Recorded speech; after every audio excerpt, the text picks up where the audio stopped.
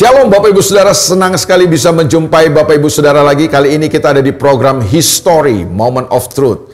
Dalam program ini saya akan membahas, mengulas kebenaran firman Tuhan yang sungguh bisa menguatkan kehidupan kita menghadapi semua tantangan, semua persoalan dalam kehidupan kita.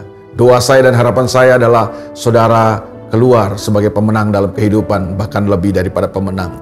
Saudara, pada tahun 2005 ada sebuah final Piala Liga Champion waktu itu yang sangat dramatis sekali. Di kota Istanbul berhadapan klub raksasa dari Italia pada zaman itu, yaitu AC Milan, berhadapan dengan Liverpool dari Inggris. Di babak pertama, AC Milan dengan mudah berhasil menyerangkan 3 gol ke gawang Liverpool. Dan ketika turun minum istirahat babak pertama, AC Milan telah unggul telak 3-0 melawan Liverpool, dan para pengamat penonton tentu menduga dan memprediksi bahwa AC Milan akan dengan mudah memenangkan pertandingan itu dan menjadi juara Piala Champion pada zaman itu atau pada tahun itu. Tetapi yang tidak terduga terjadi. Pada babak kedua, Liverpool berhasil membalikkan keadaan.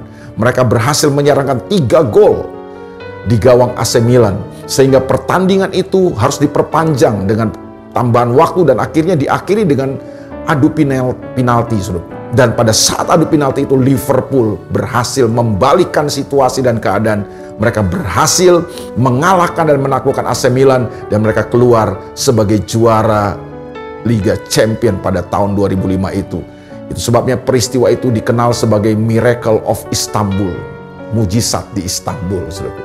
Dalam kehidupan kita, saya juga percaya saudaraku, selalu ada mujizat.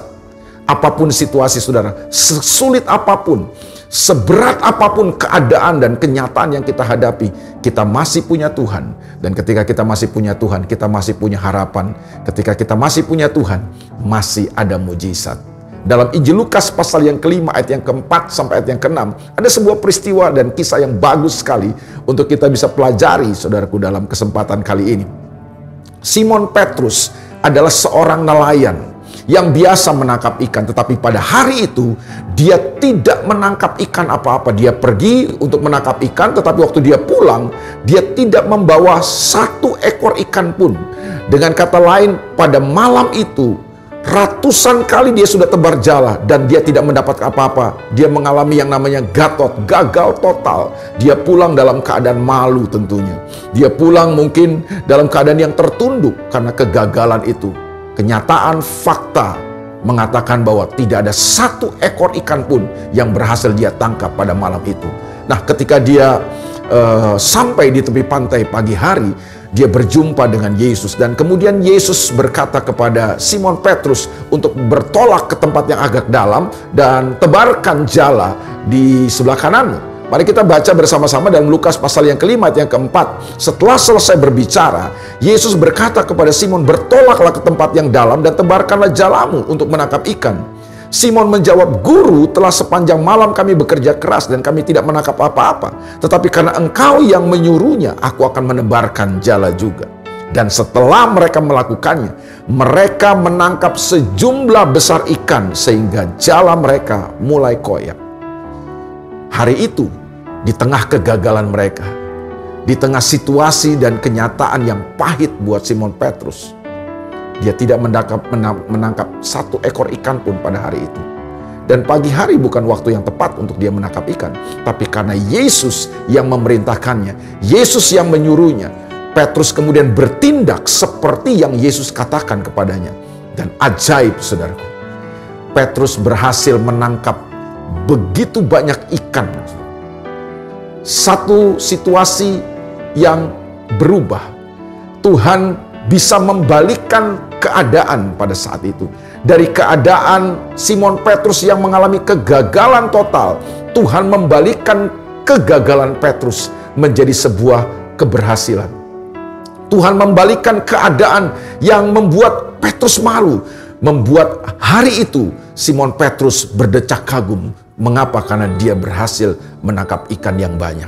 Saya percaya Tuhan juga sanggup membalikkan keadaan dalam kehidupan kita. Itu sebabnya mari saudaraku, percayalah. Bertindak seperti yang firman Tuhan katakan. jangan bertindak dengan pikiran kita. Jangan bertindak dengan akal budi kita. Jangan hanya bertindak dengan mengandalkan kekuatan kita semata. Bertindaklah seperti apa yang firman Tuhan katakan. Waktu kita bertindak seperti yang Tuhan katakan, saya percaya Tuhan kita sanggup membalikkan keadaan kita.